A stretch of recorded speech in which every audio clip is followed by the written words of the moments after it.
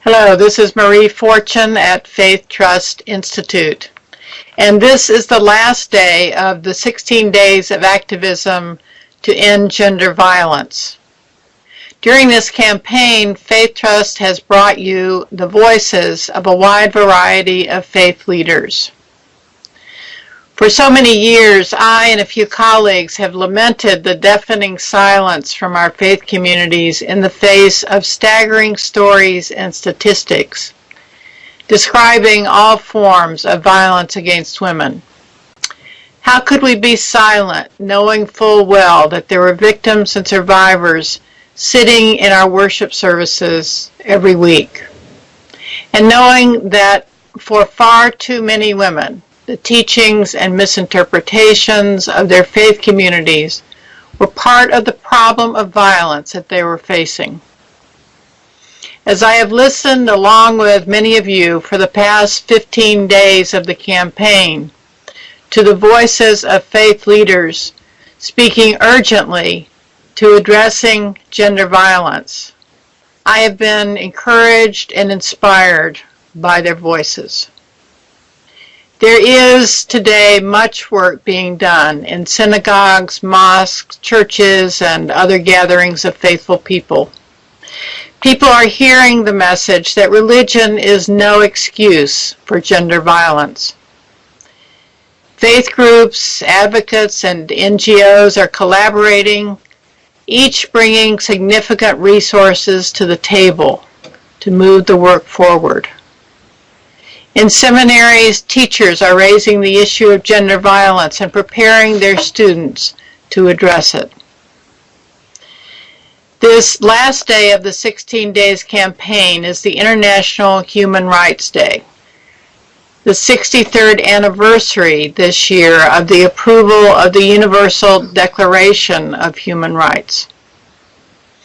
Just this past week, Secretary of State Hillary Clinton spoke about human rights to the United Nations delegates who were gathered to commemorate this day.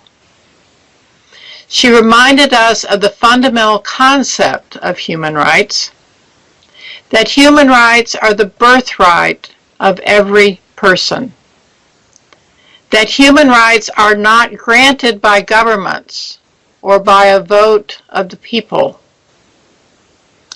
Governments can either respect and protect the human rights of their citizens, or they can ignore and violate these human rights in their policies and practices.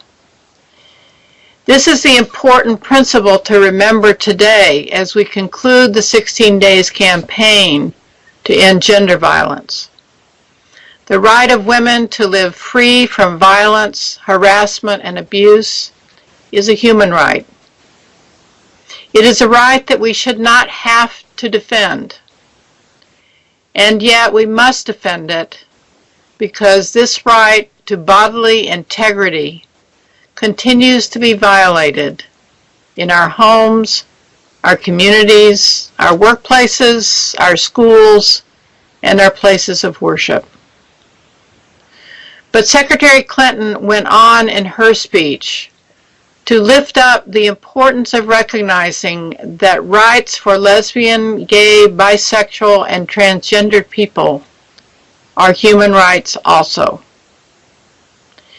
She made an eloquent plea to governments and individuals to recognize and respect the human rights of LGBT people to be free of violence, abuse, and discrimination. Her powerful statement is a fitting conclusion to the 16 Days campaign and a challenge to us all to redouble our efforts 365 days a year to confront gender-based violence.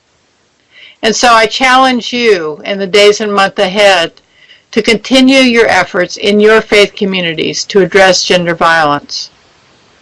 You and I together have the capacity to ensure that faith communities are no longer part of the problem, but rather are part of the solution to ending violence against women and against lesbian, gay, bisexual, and transgendered people. Thank you for being a part of the 16 days of activism to end gender violence. We at FaithTrust Institute are here to continue to support you in your efforts. So please let us know how we can do that. Thank you.